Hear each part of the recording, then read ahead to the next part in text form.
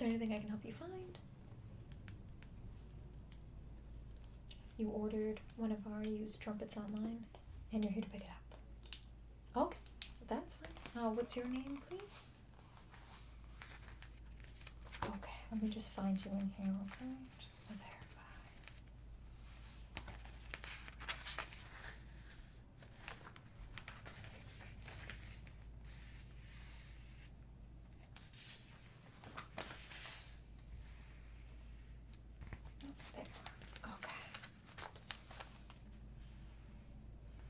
Use trumpet.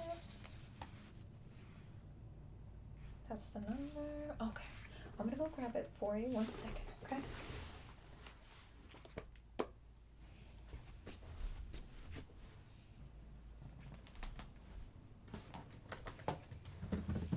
Okay, so this is the used trumpet. I know online we do not hide any of the flaws that any of our used products contain. However, although everything may be just a little bit worn and beat up, like right here, someone had ripped off the lining of the trumpet case and tried to fill it in with marker. So there are little things like this that are wrong with it. However, everything we sell is functional. The trumpet itself is very, very good. The case is sturdy. There are no holes. There aren't any major issues with any of it. It's more cosmetic. As you can see, there's some sticky residue. Someone must have put some stickers on this case. So there are some imperfections. However,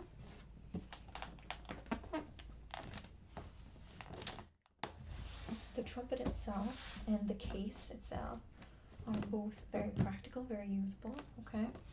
So there's nothing major wrong with it. It's more just, it may not look as pretty as some other cases, especially the trumpet itself is actually in pretty good condition, but the case took a beating.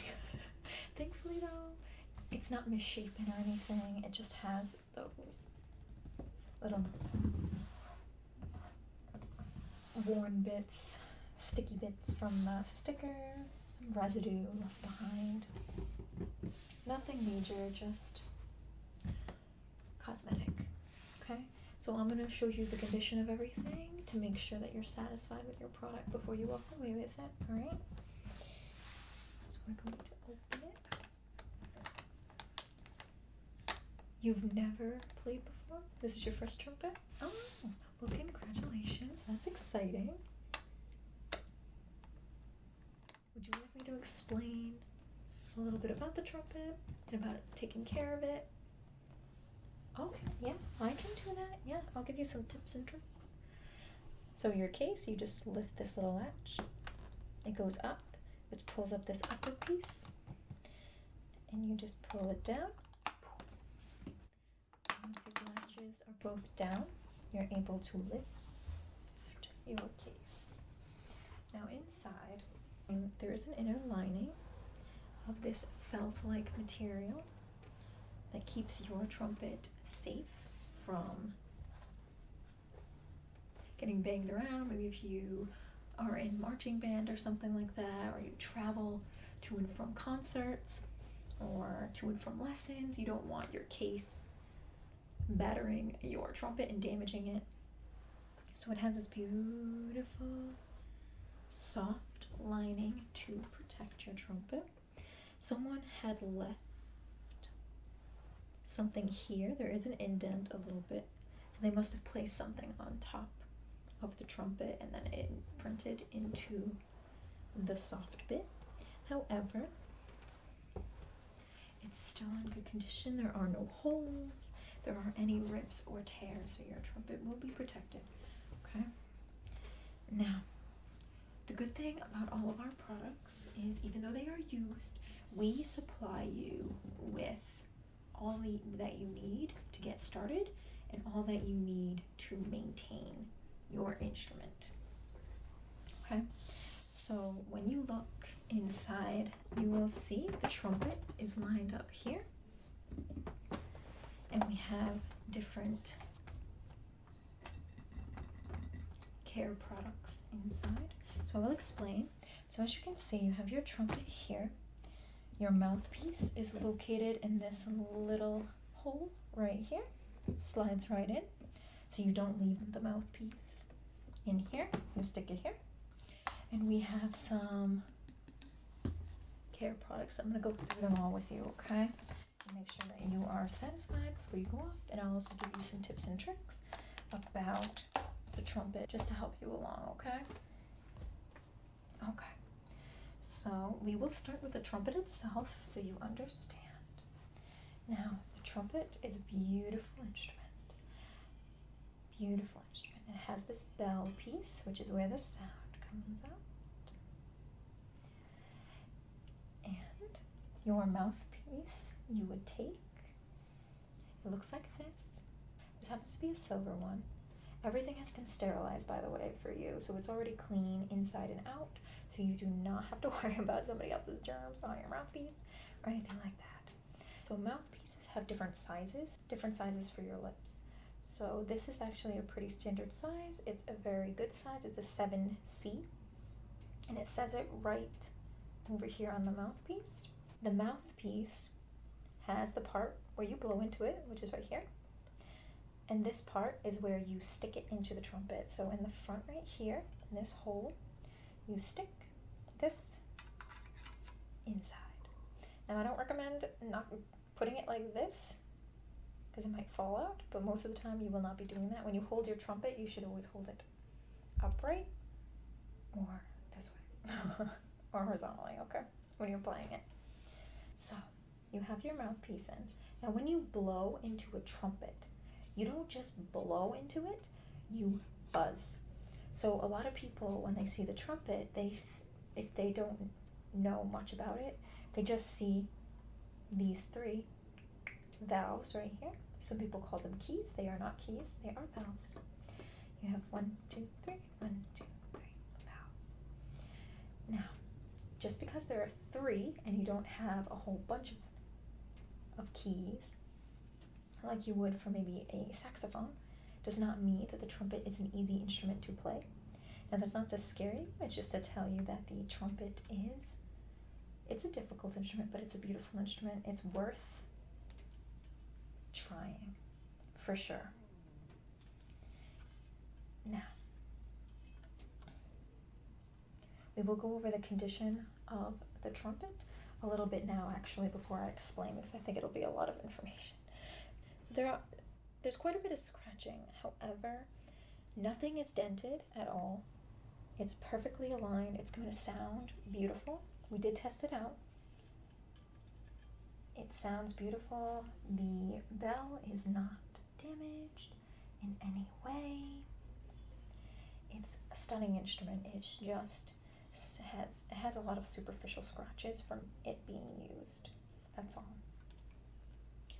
But the trumpet itself, just to explain how to play roughly a trumpet, like I was saying before, you don't just blow into a trumpet. You have to buzz your lips. And that's the hard part. So a lot of teachers, when you learn, they will have you take the mouthpiece before you even play, and they'll have you just buzz into the mouthpiece and try to make different pitches and notes from the mouthpiece itself before you even attempt to play the trumpet. Now, when you buzz your lips, I'm going to show you. It's a little difficult, especially if you're not used to it. And it looks funny, but you're going to have the mouthpiece up against your lips, so no one's going to see the way it looks without it unless you show them, like I'm going to show you. So essentially, you need to tighten the sides of your lips, and you need to buzz or vibrate the middle part of your lips, which is where it'll be over the mouthpiece. Okay, so it'll sound something like this. It's gonna sound something like that. There are people who can do it cleaner than I did, but that's roughly the idea. You tighten your lips and you buzz the soft part in the middle. So it makes your lips very tingly, and it can be difficult to sustain the longer you play the trumpet. It's literally a workout in and of itself. There's something called embouchure, which is how you position your lips and how strong your lips are to use to blow into your trumpet.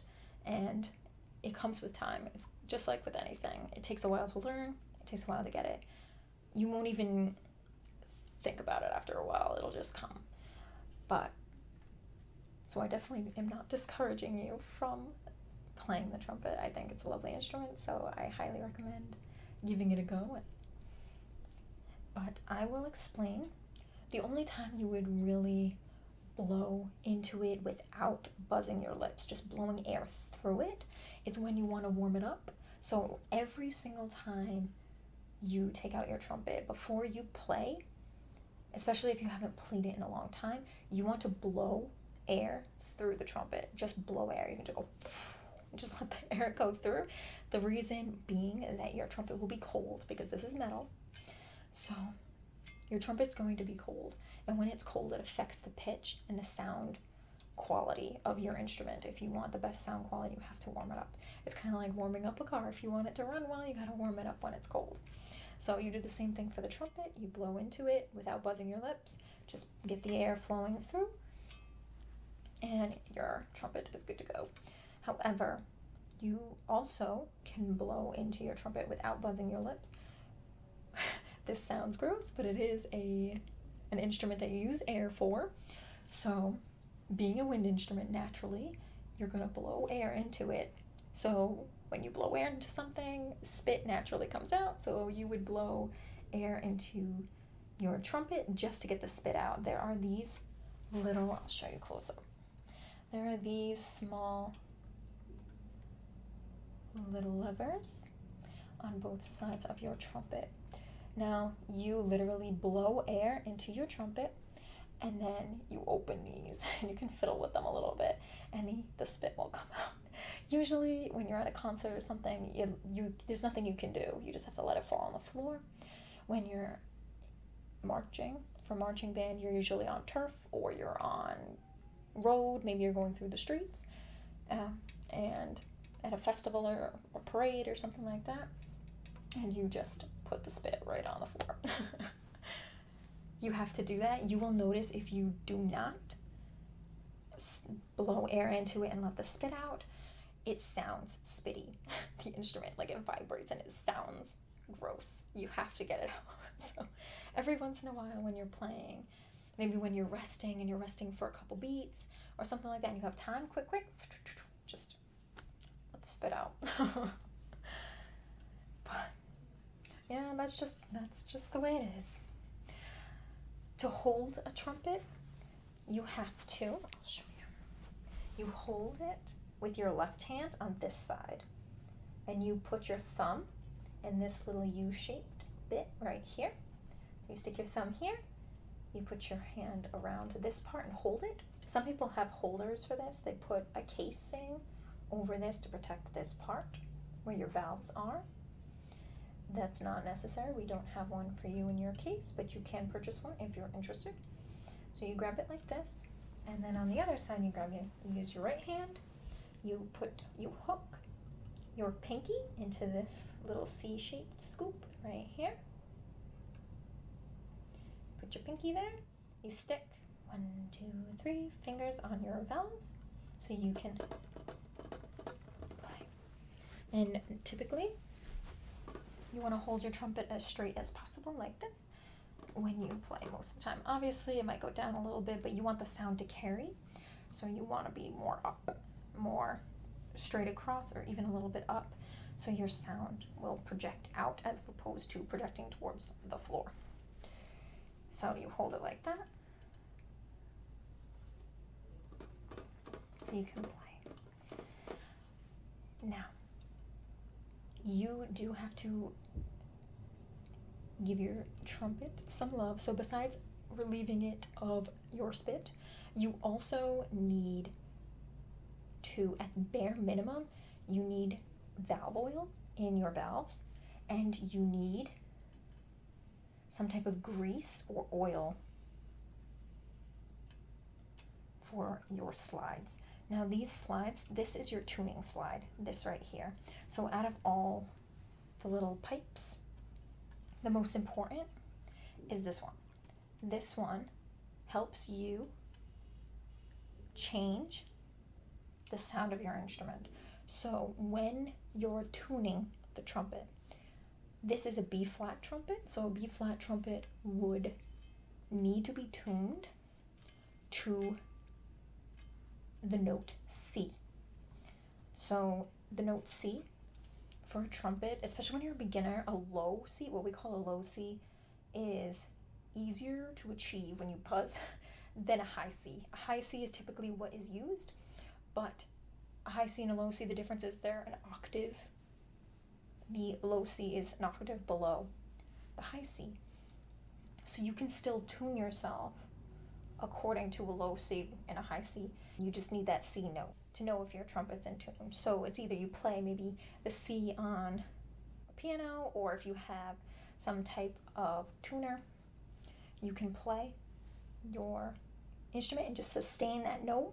You can hold that C, and either the low or the high, doesn't matter, but the high is typically what's used. So once you get stronger and your embouchure gets stronger, you'll be able to sustain the high C.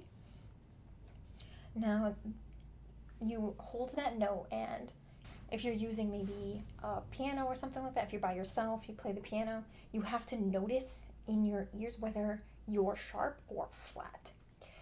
Obviously, since you're a beginner, I don't recommend that. You can also, maybe if you're part of a group, part of a marching band or anything like that, or concert band, typically what happens is they'll tune one trumpet to be correct, and then that person will play the C and you play your C.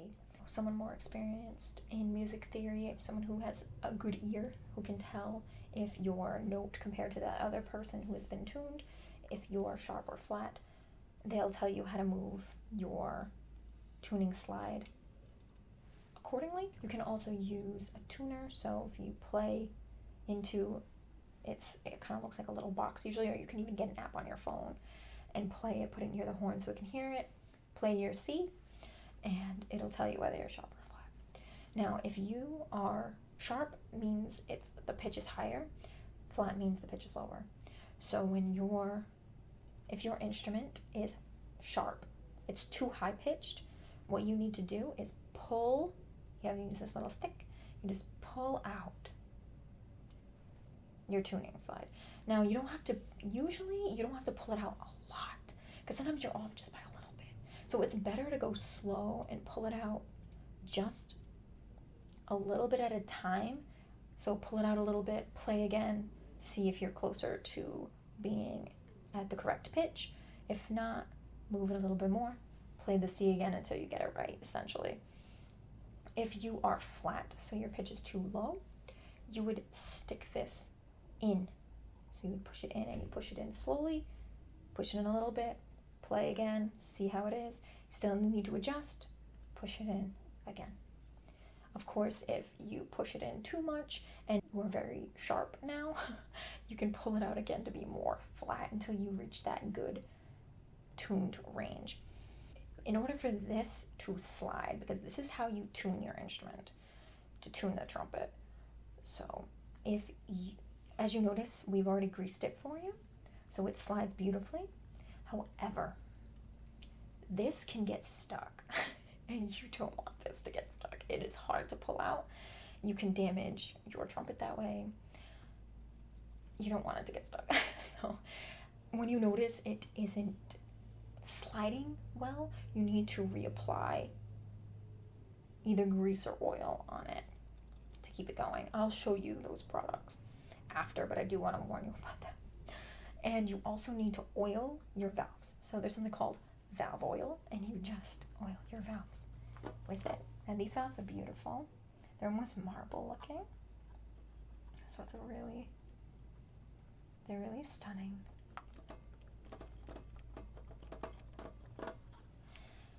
Now, I'm going to show you how to apply valve oil or at least I'll give you the gist of how to apply your valve oil and your tuning slide grease or oil.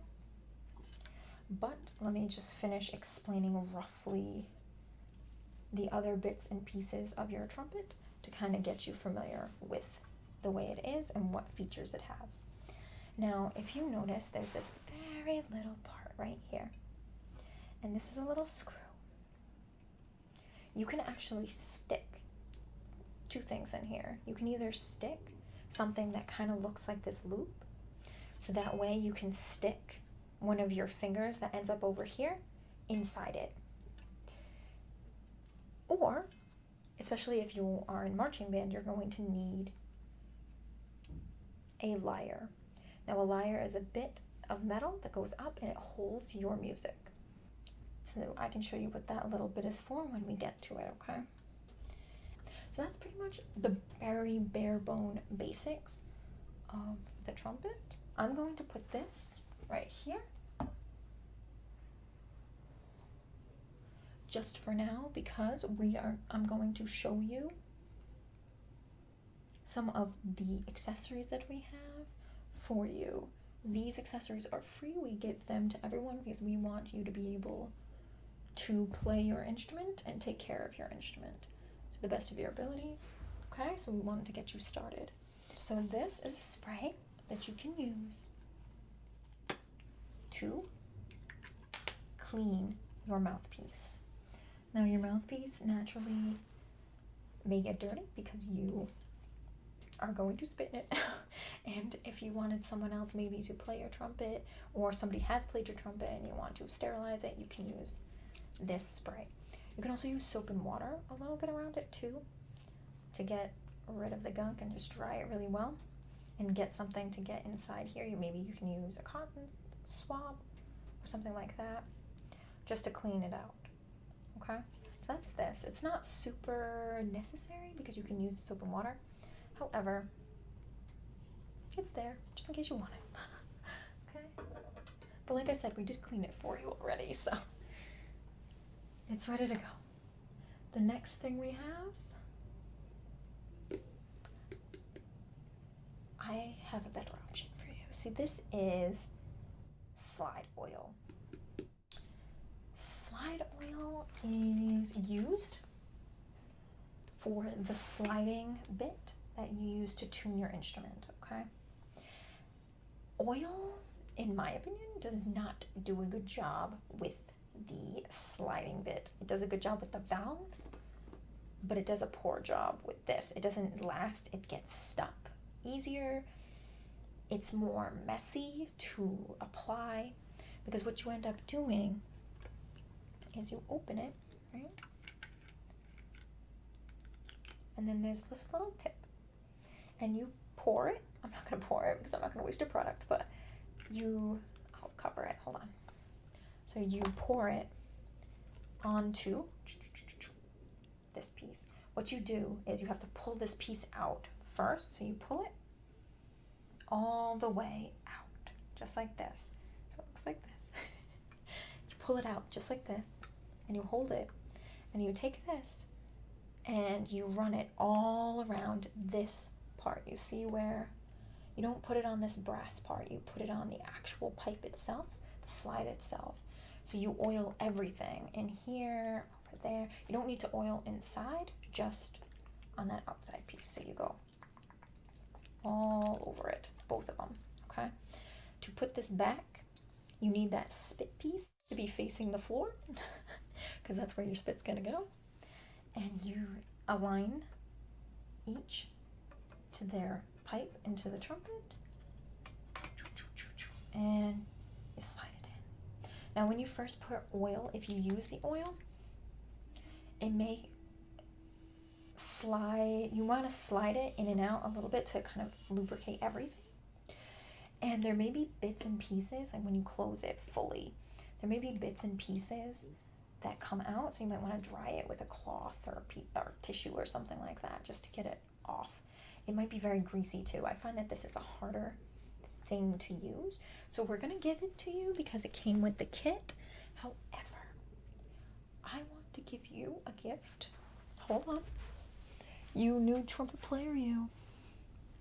There's something called cork grease.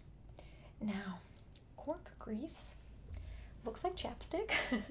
It is not chapstick. Please do not put this on your lips. But cork grease is typically used for woodwind instruments. So it's used for something like the saxophone. They have little bits of cork that are around their instrument, and that's how they slide the pieces together. So you notice with the trumpet, we have pipes for ours. However, they have actual bits of cork, and they need to lubricate the cork to make everything slide properly so it doesn't get stuck. Any moving part you're going to have to lubricate for the most part, except your mouthpiece. You don't need to lubricate that because it comes out easily. But your slides you're going to have to use now. Cork grease is not intended technically for your tuning slide or any of your slides, because there are several other slides, but that's your main one. There's one right here too. But this I find works the best. You can actually find sliding grease, it's usually called.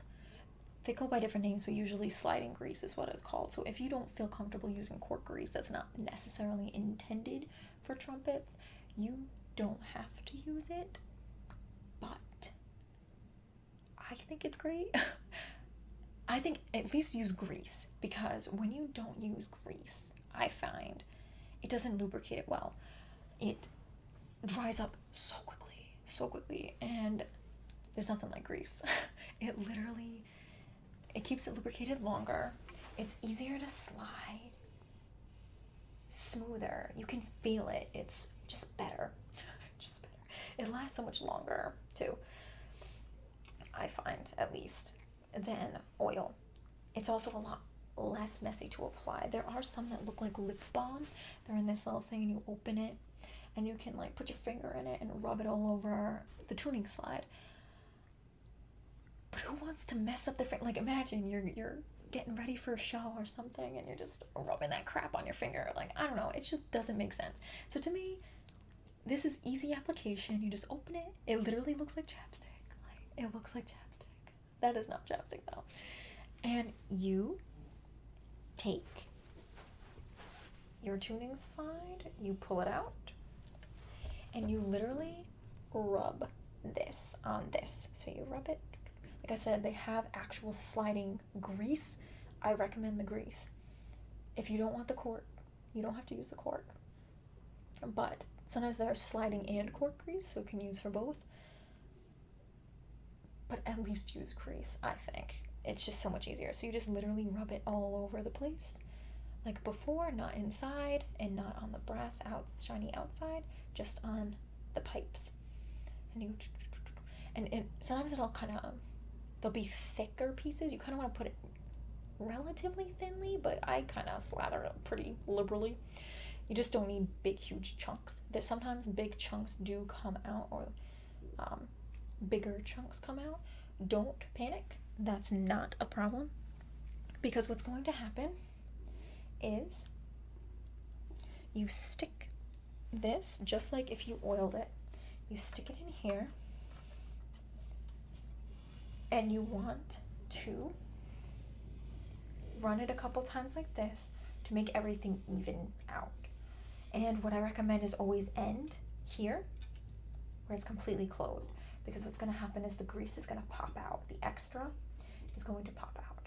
When that excess comes out, you, like with the oil, you can take it off with a paper towel. You can take it off with a tissue, just to wipe it off. I find it's a lot less gross when you use the grease versus the oil. That is a personal preference. You can do whatever you want. I'm going to give you both so you can choose and decide for yourself, okay? No extra charge, because I think grease is better. But I do want to warn you about something that happened to me. So like I said, if you don't grease this regularly and you notice it starts getting sticky, it's drying up, you need to grease it or oil it. If you do not, and you keep it closed fully when you put it in your case like this, getting it open is awful. It's awful. I find, even though it's awful when it's open, I find if you keep a little bit open, so you make your instrument a little bit more flat by pulling it out and keep it like this and store it this way, I find it's easier to pull out. So even if you messed up and you're like, oh God, I haven't greased it in a while, I haven't oiled it in a while, it's probably stuck. It's easier to manipulate it. For some reason, it's just easier than when it's fully closed. When it's fully closed, it kind of cakes and it's just, it's rough. So learn from my experience, I guess, if you want to take my advice, but I definitely recommend keeping it a little bit open. What is that? Yes, I always get confused too with the tuning slide, whether if you're sharp or flat, where you have to go. But I kind of think of it as, when you think of bass, right, something lower pitched, usually you think of someone bigger, right? Like, you know, in the old cartoons, they have the big person and then they have the really skinny person. And the big person usually has a very low voice, you know what I mean? So the bigger you make your instrument, the lower the pitch is going to be. So if you are too sharp, you need to go out and make your instrument longer to make it flat. So, longer. For making it sharper, you make it thinner, you make it smaller, or itty bitty. You know, when somebody's really small in a cartoon, like size-wise, they have a really high-pitched voice usually, right? Or like a mouse. Boop. You're small, higher pitch. You're big, you are low pitched. Okay, so sharp, flat, sharp, flat, sharp, flat, sharp, flat. Okay, I'm gonna leave this open for you. I have no idea if that's tuned, but at the very least, your grease will be fine. We did grease it, we didn't oil it. If you want, if you're gonna use maybe a different brand, or if you're gonna try grease versus your oil, you can always take this out fully and dry it up with a paper, like a tissue or something like that, something that doesn't leave, you don't want residue on there, but just something to get the stuff off, that way it's dry again, and then you can apply whatever product you want. That way you're either not mixing products, or it'll give you a better idea which one is better, grease versus oil, because if you still have grease on this and you're putting the oil on top, it probably seems like it's fantastic, but it's the grease being cool, not the oil. Okay. Now, you have those two options, and just so you know, this is also valve oil. However, because it's such a small, mini little bottle, and also, if you wanted to use this for your tuning slide versus your valves, I didn't want to just leave you with that. So we also left you with this really cool valve oil. I love this valve oil just because it's blue. So it's a blue valve oil. Now, when you put it on your valves, it's not gonna be blue. It's clear, but in the bottle, it's blue. It just looks really cool. I don't know anything about a certain brand being better than others, but I like this brand. I like this blue oil. It just works for me. I think it's really cool, really fancy, and it's also easier to tell what is for your sliding, your tuning slide versus your valve oil, if you didn't want to use that other oil for your valves. Now, for these, you have to take each one out individually. So I would do one at a time, finish it, and then put it back instead of pulling them all out. That's just more annoying to do. So what you have to do is, I recommend starting with one. This is the one that's closest to your mouthpiece is number 1. The middle one is number 2, and the one closest to the bell is number 3. Now, the reason you need to know the numbers 1, 2, and 3 is because they are numbered when you actually pull them out. So I will show you. So you see how these are ridged? So you twist it to the right, okay? I'll show you just with one, so you don't have to see all of them, but I'll show you an example. We already oiled them up for you. Now you pull them out, okay? And this is what it looks like. It has a bunch of holes in it and these two little bits on the side. Two bits on the side. That's how it goes up and down. You see the mechanism in there? Little spring on both sides.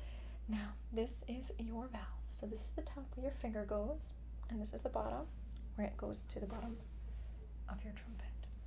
Now, what you need to do is you take your valve oil, you uncap it. Excuse my necklace. Okay. You uncap it just like you would with the other oil, and you pour it over the whole thing all the way around, and you only pour it. You don't have to pour it up here at this bit.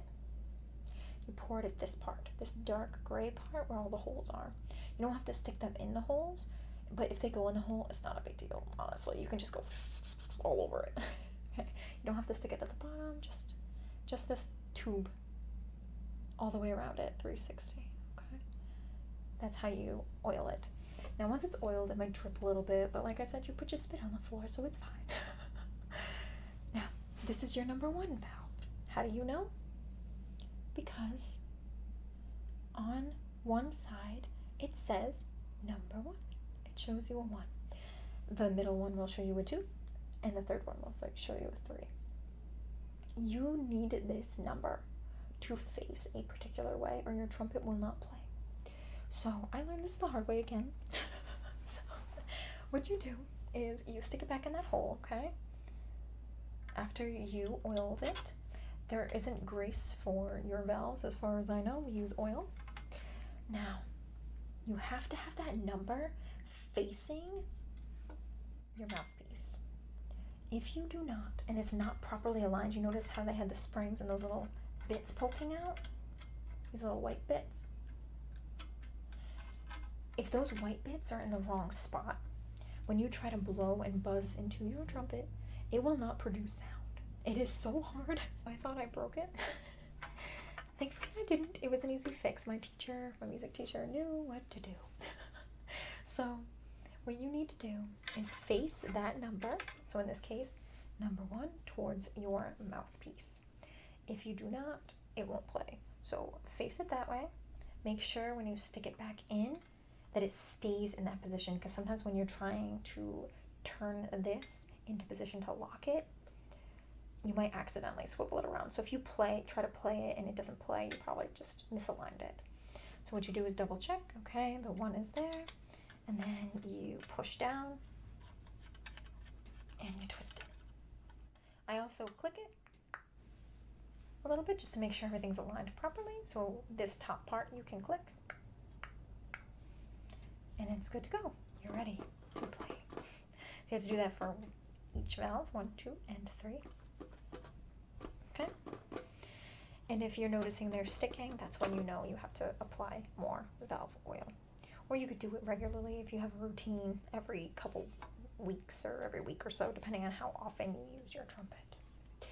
But the telltale sign is they're getting stuck. I need to oil them. This is getting stuck. I need to grease it or oil it. Okay? So that's basic care of your trumpet. You can also polish your trumpet if you want. You can use a rag or something to get off little fingerprints. Whatever you want to do, really, for the most part. But that's the basic maintenance. You need to make sure these are oiled so that they function and work. You need to make sure that this is greased or oiled so that it moves. Now these other little ones, you don't have to really worry about them. You can also use the grease or the oil for these as well. When you play, you don't really need to use either of these. These are more for pulling. They're more for sound, and they're also for cleaning the inside of your trumpet. So like I said, you spit in your trumpet, right? So there can be buildup in your trumpet, making it harder to blow and buzz into, harder to produce the sounds. Also, just for cleanliness' sake, you need to snake your trumpet. I will show you what that means in a second. So the last thing for like basic maintenance, cleaning your trumpet, would be using something like this. This long wire-like thing with little scrubbies at each end is called a snake. It's like, yes, like the animal. And a snake is used to clean the pipes of your trumpet. So what you do is you take apart each bit and you stick this in and pull it in and out to get as much of the spit and buildup out as you can. So you would take your mouthpiece out, for example. You would take the snake, you would put it right in the hole, and you would put it inside. Get as far down as you can. Put it in and out, and until it's clean. You would also, you can pull out this, your tuning slide, do the same thing into this pipe right here. You can pull out this to get in here. You can pull out, and you can pull out this to get in here, okay? So you need to get it as in as you can. When you go through, you can also go through your bell right here, all the way through this main pipe as well, just to clean it out. So that's with your snake. This is a clean snake, okay? No one's used it. So that's your very basic care and maintenance for your trumpet. Now, I'm going to mention some accessories with your trumpet that are very helpful, especially if you are in a specialty type band. So whether you're in maybe marching band or you are maybe in jazz band or something like that, these tools will really help you. So this first one is the lyre. That's what I had talked to you about before. Now it's this very fancy shape, which is, there is an instrument called a lyre, an old ancient instrument, and this is its shape. This is why it is called a lyre. Now it has this little part here. It's long, and it's a clip. It's literally meant to be a clip, because what you do with this is, like I said before, you have this little bit right here with the little screw. So you unscrew it, right? So that it loosens up, because the screw tightens down to hold something in place, right? So you unscrew it, going to the right. You stick this lyre in between the pipes right here, and you stick it right in here, okay?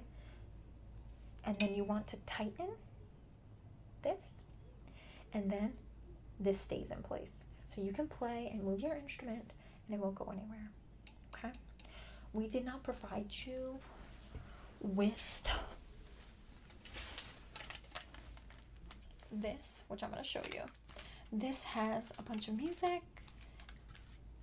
and this is where your lyre is going to attach to. So if you do go into a marching band or something like that, they're probably going to provide you with something like this. You can't have really a piece of paper floating around. You're out in the elements and your paper's floating everywhere. You can't really do that, so they have these little booklets with a bunch of music attached to it. And you stick this in your lyre. So you would flip to the page that you needed. So if they said, we're going to play this particular march or this particular thing, you flip to it, right? And you're going to stick it in your lyre. You can have the rest of the music dangling if you want out, but you shove it into your lyre and have your music here so you can see it facing you at your mouthpiece. That way you can read what notes you need to play while you're marching. You can also, when you need to, you can open it a little bit. Maybe you can pull out a page, flip it over, so that way you can read the next page if the song is long or you need to change songs, okay? So although we don't provide you with that musical bit, we give you the lyre so that you have the option of being in a marching band and you are prepared, okay? Some marching bands, they make you memorize the music, but as a beginner, they will not.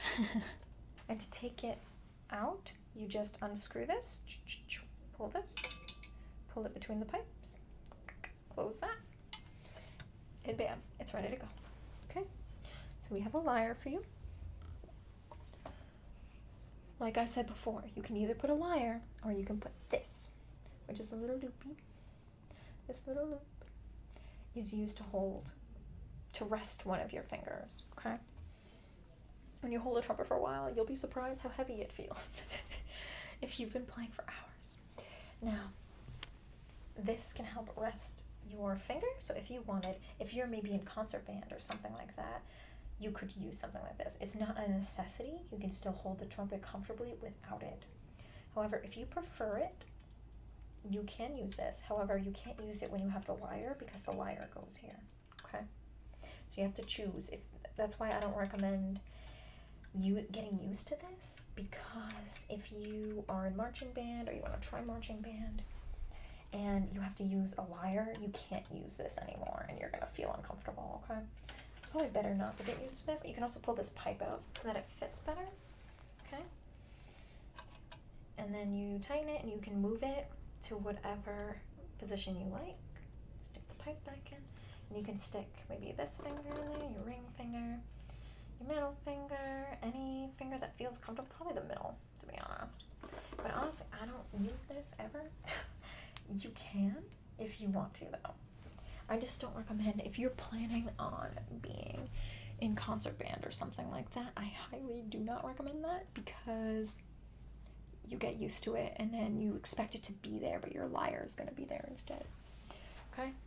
So it doesn't really serve a function except for comfort, so you can pull this pipe out, loosen this up, pull it out, push this pipe back in, and then tighten this up so it doesn't go anywhere, okay? Because you're going to need this if you're going to use a lyre, okay? So that's that.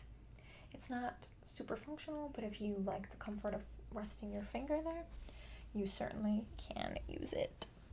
And that's it for this little bitty pocket over here. This is a very specialty item, this next one. This is called a mute. Now, mute is, you'll see different types of mutes. So they may be made out of different materials. Look, you notice you have corks. You don't need to grease these though. But they're there to hold this in place, because where you stick this would be at the bell. So what you do is you stick this and insert it and make sure it's in there, good, so it doesn't fall out when you're moving, and you stick it in here and your trumpet looks like this. Now, the reason you would use a mute is usually you'll use it in something like jazz band, some specialty band, or for a particular song that calls for it. So if you need your trumpet muted, it'll say it in the music, or if your conductor decides we want this muted, this sound muted, they would stick this in there because it blocks the sound, as you would imagine, right? And it mutes it, makes it sound less harsh. It has a different sound to it. So if you do need a mute for whatever reason, whether you're in jazz band or for that particular song, or you just like the feel of it, you like the sound of it, you have a mute. And when you're done with your mute, you just pull it out. And that's it. Okay? Now the very last thing we have in here is a book. I'm going to rest this in here for just a second. Okay. We have a book for you. Now, this is it's a little bit more advanced than a very, very beginner, because we weren't sure how advanced you are. However, I think it's still doable for a beginner, and it gives good information about basic musical terminology and theory. So, for example, it tells you different time signatures. So time signatures tell you the number of beats per measure. So it kind of looks like a fraction without a line in between. And there'll be different numbers depending on the song that you're looking at. So this is 4/4 time. 4 up here means there are 4 beats per measure. A measure is like this. So this is a staff, okay? A staff has 5 lines and 4 spaces, okay? And each time you're going to see these bars that go down, these vertical bars are separating your measures. And in a measure, it kind of breaks up the music so that you're not looking at one long thing. Sometimes you'll have little numbers for a long piece. You'll have little numbers at the top that tell you the numbers of the measures, so that if, for instance, you're playing a song and your conductor stops you and says, no, we need to do that again, start at measure whatever the number is. So that'll be measure 1, 2, 3. So say you messed up here, and or he wants it to be more accented or have a different flavor to it, he'll tell you start at measure 3. So you will skip these 2 measures and you'll start boom, boom, boom, boom, at measure 3 and move on to the end of the song or whenever they stop you. Okay? So you know a little bit about music. That's good. But yeah, there's a lot of terminology. It's a language all of it on its own, to be honest. So you have your time signatures and your key signature. Now your key signature tells you what key to play in. So it tells you pretty much what the notes that you're looking at are. Because when you have a different one than this is a typical one you will see very often, especially for trumpet. It is called the G clef. The G clef tells you what each note is, each note represents. You could also have something called a bass clef. So if you play piano, your right hand usually plays in G clef. Your left hand usually plays in the lower regions, the lower notes, and they're so low that they are dominated by the bass clef. And those are different notes. Each note shown represents a different letter of the alphabet than what a G clef shows. In music, you only have A through G, so A, B, C, D, E, F, and G in music, and then once you hit G, you repeat A. You do not have H, I, J, or anything like that in music, just A through G. Now, with your G clef, notice it curls up, and it curls around. This little bulbous part goes on the line of G, hence why it's called G clef. So when you're looking at this, if you honestly can't remember what each note is right away, notice that this is G. So you know the space above it is A, B. Then it's your high C, like I was telling you before, D, E, F, and then up here G. So you can have what's called ledger lines, like this. This is your low C. So high C's up here, that third space. Your low C is at a ledger line. A ledger line are small little lines that appear under or above your staff. Because if you had a million bajillion lines, it would be really hard to play. It'd be really cumbersome to look at and to write. So you have your staff of 5 lines for spaces, and your ledger lines show you beyond your staff's limitations. So that's your low C. So it'd be C, D, E, F, G, A, B, C, D, E. Now, people have different ways to remember it. Like every good boy does fine are the lines. So every E, good, G, boy, B, does, D, fine, F. And then the spaces, some people say face. So F, A, C, E. Or, like I said, if you ever forget and you're like, oh my goodness, and you're good with your alphabet, A through G, you know that your G clef, that little curl, goes right on the G line.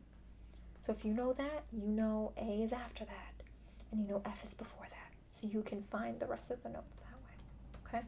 And your valves are going to produce the different notes. So although your mouth, your embouchure, the way you blow into the instrument will change your pitch, will change how high or low the note is, your valves help you make that note. So for example, there's something called a C scale. So it goes from your low C all the way to your high C. So a C is open, which when it's open, it means you do not press any of your valves at all. You just leave them open and you blow and buzz into your instrument according to whatever pitch you need. So you would buzz low C, then your D, your low D, is 1 and 3. So you hold them down and then you buzz and blow. And then you have E. Low E is 1, 2. So the first and the second, you hold them down, blow and buzz. And then you do the same thing. So it's C, D, E, F. So for F, you have just 1, just hold that down, blow and buzz in. G is also open, just like C is. So you blow and buzz for G. For A, 1 and 2, just like E. But the pitch is different based on your embouchure and how you blow into the instrument. B is just 2, so you just hold this, blow and buzz. And then C, your high C, is open, just like your low C is. So usually that scale is the first one you're going to practice, really challenging your lips, your lip strength and dexterity to go up and down an octave, because you're going from your low C to a high C. So it would go C, D, E, F, G, A, B, C. And if you want to go back down, you go C, B, A, G, F, E, D, C. You'll learn it with time, but that's definitely one of the major scales that you will learn. Now, time signatures have these numbers. They kind of look like fractions without lines. And they tell you how many beats per measure. So the top number tells you how many beats per measure, and the bottom tells you which note gets that first beat, gets 1 beat. So they say gets the beat is usually how we word it. So in this case, when you see a 4, it's your quarter note. So you told me you already know your notes and your rests. Okay, what they look like. That's good. That helps. You memorize that by yourself. Yeah. No, that's a good idea. It definitely helps. It'll help.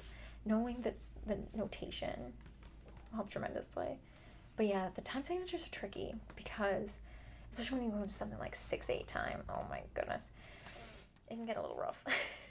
But 4/4 time is called common time. It's the time you see very often. It's common. It's there for common time. Sometimes you'll see a C representing common time. But 4/4 time just means the top is saying there are 4 beats per measure. And the 4 at the bottom means the quarter note gets the beat. So that's this right here. So this song is in 4/4 time, and your quarter note gets the beat. So that means whatever tempo you're going, so however fast or slow you're going, depending on what it says. Like for instance, this is allegro. Allegro means fast. Usually the words in music, a lot of them are Italian words because the Italians were good at music, so they came up with a lot of the words. So you will catch on when you learn what they mean. But this means fast. So whatever your beat, whatever the conductor chooses to be how fast you go, however fast to them means fast, you would have count out your notes and beats accordingly. So this is 4/4, so the quarter note gets the beat, 4 beats per measure. So it'd be 1, 2, 3, 4, 1, 2, 3, 4. You rest on 4, no sound. 1, 2, 3, 4, 1, 2, 3, 4, rest, no sound. 1, 2, 3, 4, 1, 2, 3, rest, no sound. 1, 2, 3, 4, 1, 2, 3, rest, no sound. And this double bar means it's the end of the song. Okay, so you always start with the time signature, and at your key signature, you end at the double bars. Now there's also something called a repeat sign where it has 2 dots. That means you repeat the song, or if there's a repeat sign here, you would repeat this phrase once you get to the end. So for example, if the repeat sign was at the end, you would play the song once, and then you'd literally repeat it again immediately afterwards. If there was a repeat sign facing this way, what would happen is you finish the song, and then you start back at this measure, and then you finish the song. And that'll be the very end. You only repeat once, unless it tells you otherwise. But let me also show you an example with quarter notes and half notes. So these are half notes. So this would be 1, 2. You hold it for 2 beats. You have to count in your head. Some people tap their feet or bop, whatever works for you. But in your head, you need to think. Okay, 1, 2, 3, 4. 1, 2, 3, 4. This little apostrophe is a breath. That means you can take a breath here. So you'll go 1, 2, 3, 4, 1, 2, 3, 4. Breathe. 1, 2, 3, 4. 1, 2, 3, 4. Now, just like with the song, you obviously breathe throughout the song. You don't have to see this to tell you to breathe. Okay? And that's just a good way to be reminded that you should breathe. Kind of have a little bit of a pause there, but not a rest. So you're not stopping, you're just taking that quick breath and then going back in, because it is a wind instrument. You need to breathe. Typically, in the beginning, like I said, it's going to be hard to get your breath going, to get your embouchure going. So you may feel like you have to breathe after every note or every couple of notes. But in a song, that gets very choppy. It sounds choppy, and it's also difficult on you. So over time, once you get more used to playing, you want to aim for trying to have enough breath comfortably to last a couple measures. So in this case, at least 2 measures they want you to kind of hold your breath for. So you use your breath. You have a big breath in the beginning. 1, 2, 3, 4. 1, 2, 3, 4. 1, 2, 3, 4. 1, 2, 3, 4. Then you're resting. You can breathe normally. Take a deep breath before you start, and then do the same over here. And that's just, there's a lot more to music. There's so much to music. But you can learn with whoever you need to learn with. We do offer lessons. If you're interested in trumpet, we do offer lessons, private lessons. So you'll be by yourself with the instructor, and they will teach you all about your instrument, all about music.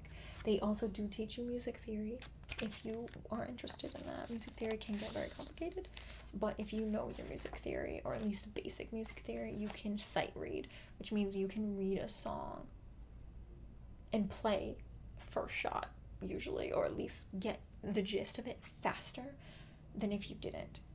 And it's a lot easier to count and to be confident in knowing your notes and when you should start and when you should stop and when you should rest and when you should breathe. All of these things you will learn in music theory. With your trumpet, if you take lessons with us, you do not have to take lessons with us, but I am offering in case you are interested. If you already have a teacher, that's fine. You don't need to go with us, that's fine. But we're here if you want maybe to supplement your teacher. Maybe you need more lessons or anything like that. You just give us a call, let us know. So I'm going to put all your stuff back, okay?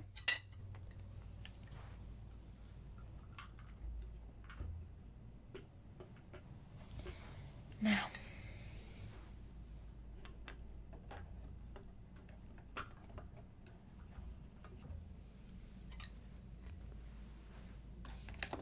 I'm going to stick your snake in here. It's always good to kind of carry everything with you just in case. Alright, so that's all of your stuff. That is your beautiful trumpet, ready to go, nice and clean, ready for you, all greased and oiled up, all ready to go. I know, it's exciting. But yeah, that is the trumpet. Now I do want to tell you how to put this back into your case. Now, there is, I will show you. Let me put this down for just a second. There's an indent, as you can see. This is purposely done. This is how your instrument fits in your case. it shows you the direction where the main body goes, and then it has a hole for your mouthpiece, okay? So all you do when you put this back is you take out your mouthpiece right at the base, at the stem, you stick it in the hole, you take your trumpet, you flip it, the horn facing you on this side, with the horn facing where your mouthpiece is, and you place it in that indent. And it's snugly inside your case.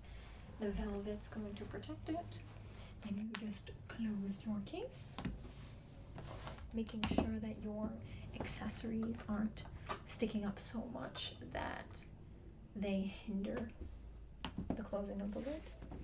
You close it, and like a suitcase, you take this latch, you stick it up until it goes around this bit, and then you close it. Click, click.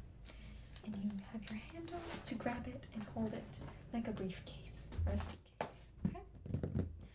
So you already paid for this online. This is yours. I'm gonna give it to you.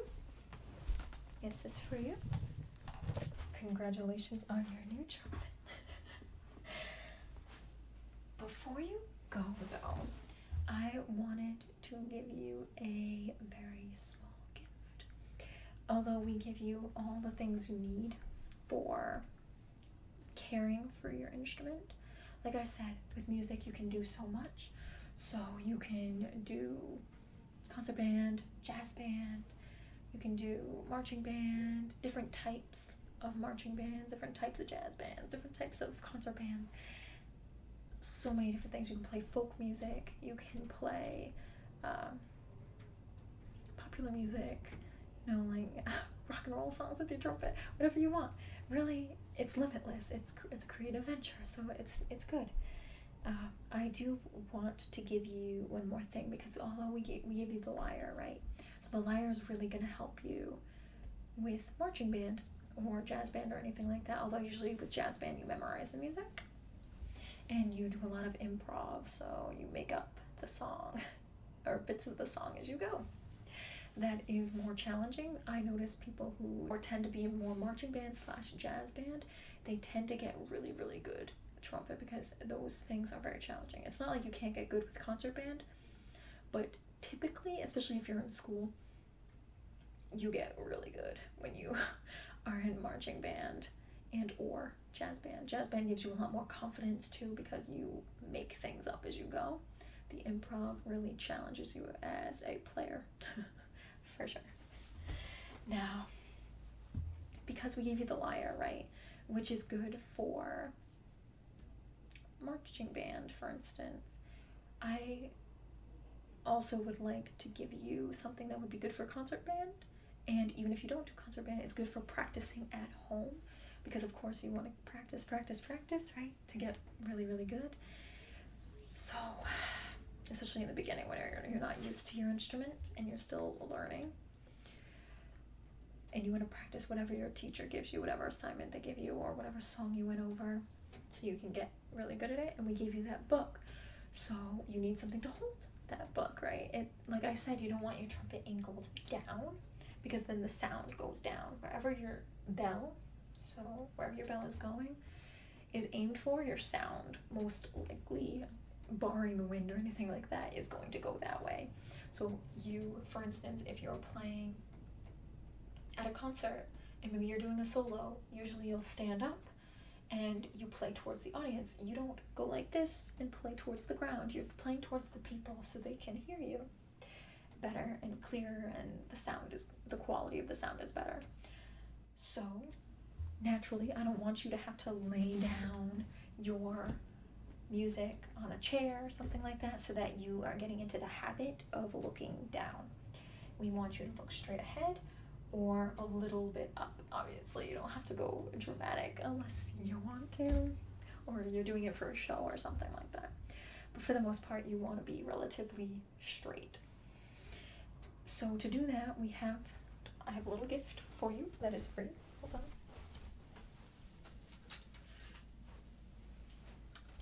Now, this is a stand. Now, like the trumpet case, it's not in pristine condition. It is scratched. It does have one of its legs that has fallen off. Right here, one of the legs fell off. But this is pristine when you need it. It is functional. So although it's not beautiful, it's especially good for at home when you're practicing. Now there are two parts to a stand.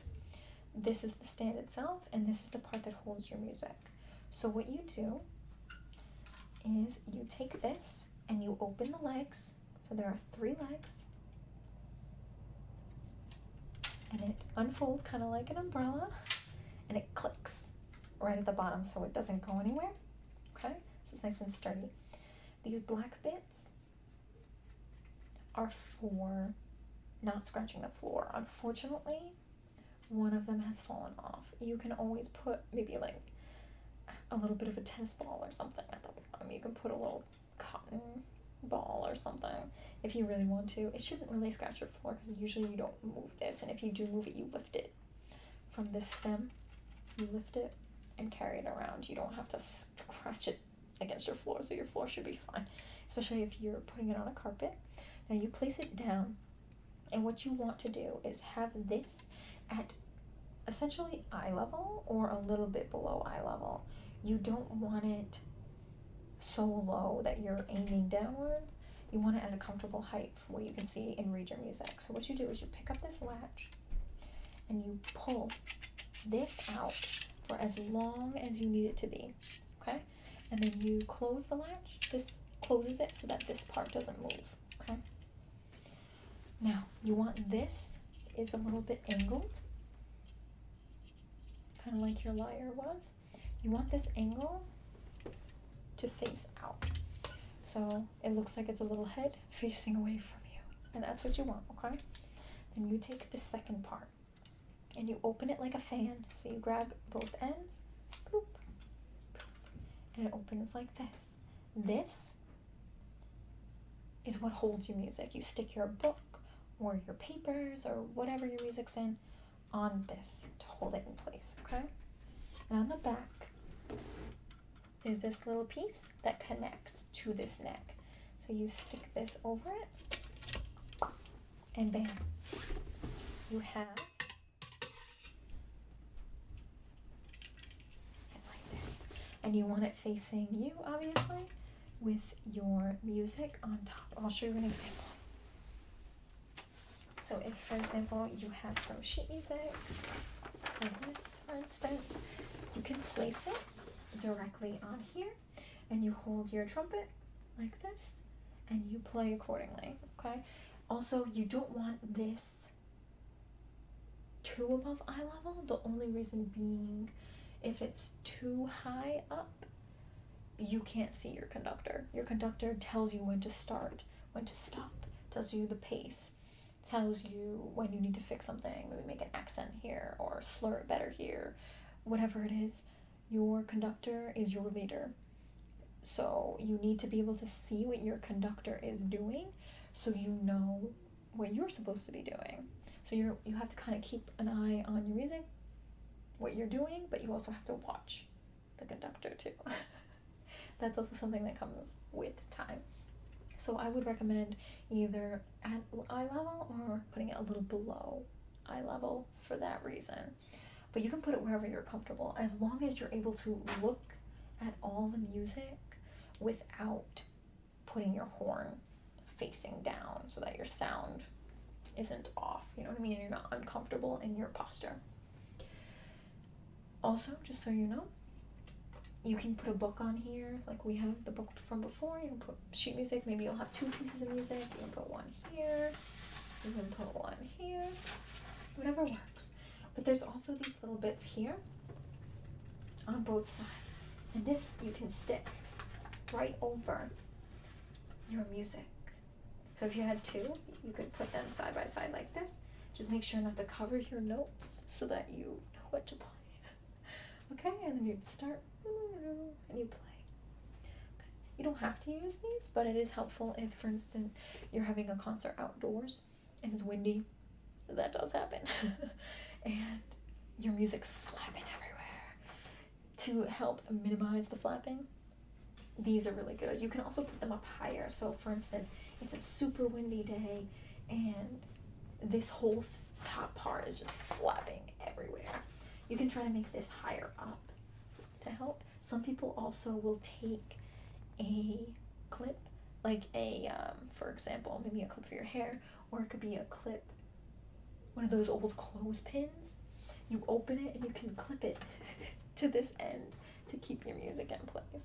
So if you wanted to keep some clothespins in your case, just in case, for days like that, you certainly can. Okay? And once you're done with this, you place it down. I don't recommend,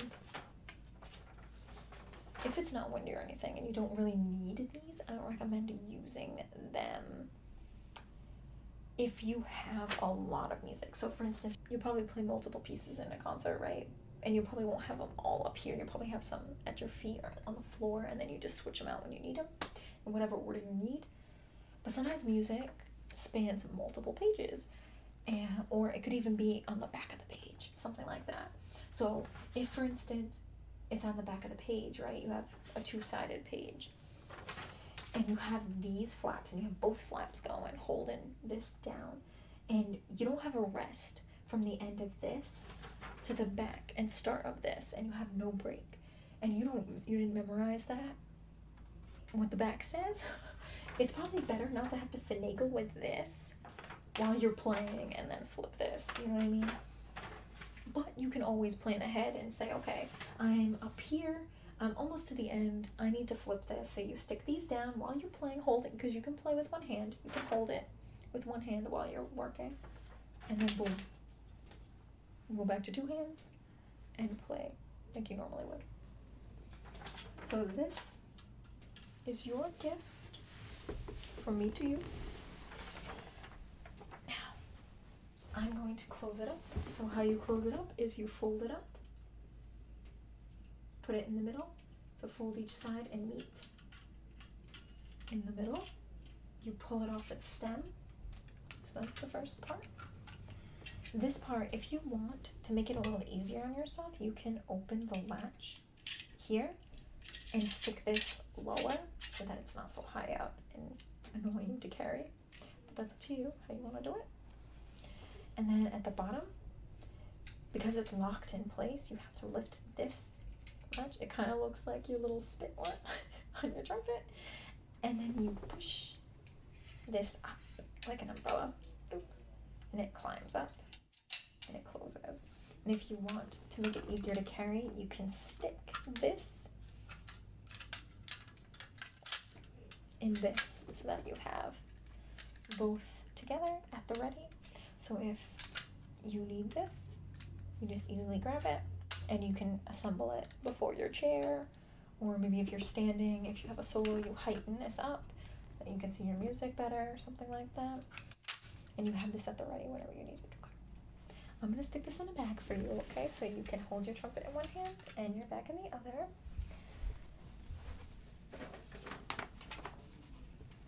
We have these very beautiful bags. I just finished it this morning. So we have some stickers. You have your G clef in the center, very appropriate for your trumpet. We have a 16th note, your 8th note, quarter note, a half note, another 8th note, a double 8th note. See, there's a little flag at the top. This is cut time. So common time will be a C. Remember 4/4 time is common time. Cut time is 2/2 time signature. So 2 beats per measure with the half note getting the beat. This is a flat cymbal. And this is a sharp cymbal. So higher pitch, lower pitch. This is your bag. I'm going to stick your gift inside. Okay.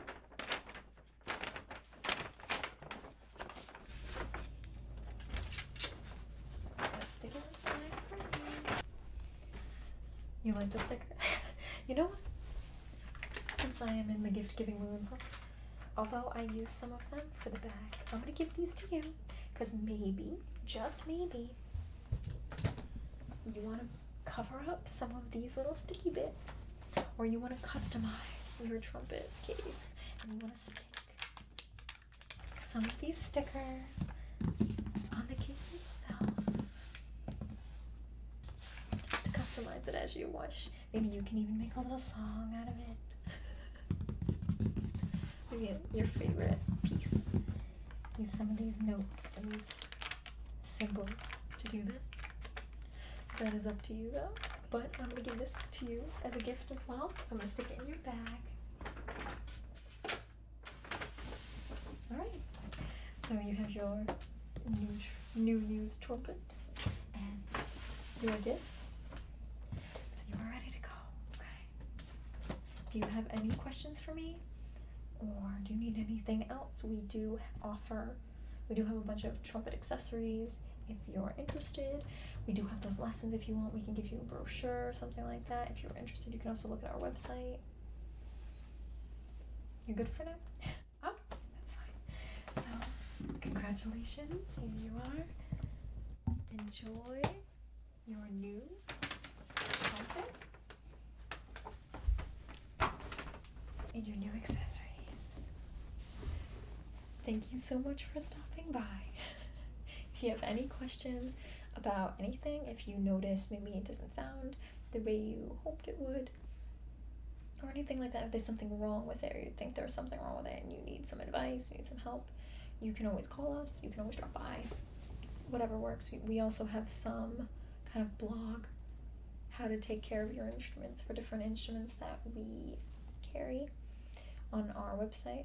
So if you wish, you can always look at that, maybe any common questions that you may have. If you have a frequently asked question, it might be on our website for you to review. However, like I said, we do offer lessons here. So we do have professionals who teach trumpet and different instruments. But in your case, I would say trumpet. So if you are interested in getting those lessons, feel free to contact us. If you have any questions, feel free to ask us, because we do have the resources and the know-how to help you get through whatever it is you need with your trumpet. Okay. We also do have a bunch of care products, so if you do run out of valve oil, you run out of the tuning slide oil, or the slide oil, or the grease, if you prefer the grease, the cork grease, or sliding grease if you'd rather have sliding grease than cork grease, that's fine. We carry those here. If your lyre broke the clip, we carry those here. You can also have different colors, so if you'd rather have a brass one instead of that silver one to match your trumpet, we do carry those. So you can also look through our shop for that. We do have pretty much everything you need to care for your trumpet. If you need another snake, it's getting gross, you need another one. Anything like that at all, you can come and get that here. I know we gave you a used trumpet, and some of your gifts are used as well.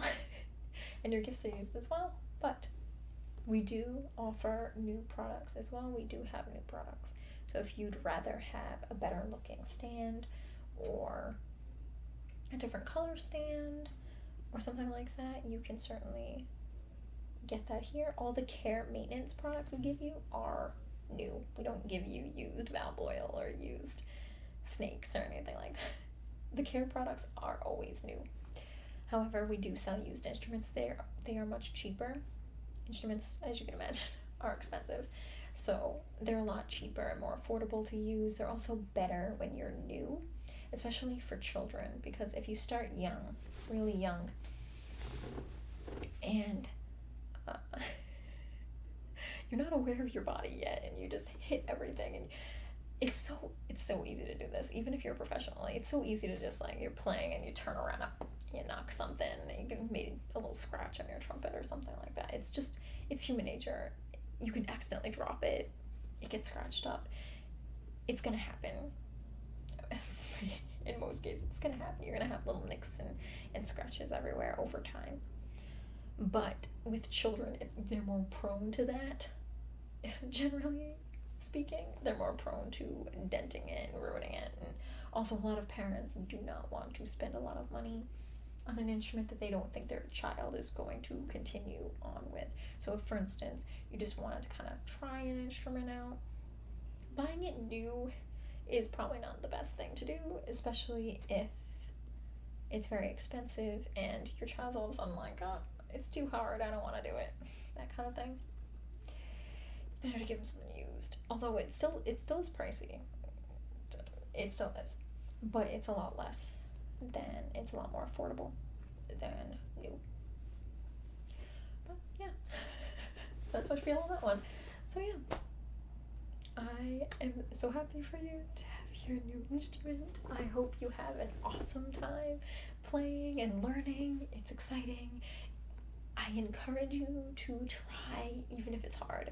It's hard. Music is tough, but because there's so much, it's literally a language of its own. There's so much notation and counting, and you have to do so many things simultaneously. So you have to count the beat, you gotta read your music, you gotta play it, and remember what fingerings are your, is it 1 and 3, is it 1 and 2, is it 1, is it just open, none of your valves are pressed down. You have to think all of that while you're watching the conductor or whoever is leading you to do what you're doing. Like maybe if you're in marching band, you have to pay attention to the person in front of you so you don't bang into them. You want to have the proper distance. You want to pay attention to your marching. You have to march on time with everybody. So you have to start left foot, right foot, right foot to the beat, whatever the beat is. So if you're fast, you're going fast. So you have to pay attention to your feet. You got to pay attention to your distance from other people, and you got to pay attention to what you're playing. And you have to count in your head, or use your feet to help you count while you're playing. So it's a lot of things all at once, but take it slow. You're not going to start off, most likely in marching band. You're probably going to start off in some type of concert setting or in your private lesson. So even if you don't even join anything and you just want to play just to play for the love of music, do it. That's great. It'll probably feel more comfortable once you get to know your teacher a little bit better and you know their style of teaching and you start catching on. You will catch on. Okay? So I strongly encourage you to stick with it, even when it's hard, because it will be hard. Okay? Not to scare you. It's just true. It is hard, but it's worth doing. It's a fun time, especially a lot of people, they don't realize how involved music can be. Music is very involved, but you can get phenomenal and you can get a lot of friends. People who love music just as much as you, people who are learning with you, it's a good time. So I applaud you for getting this beautiful instrument, a very traditional instrument, and I wish you the best of luck. Okay, thank you.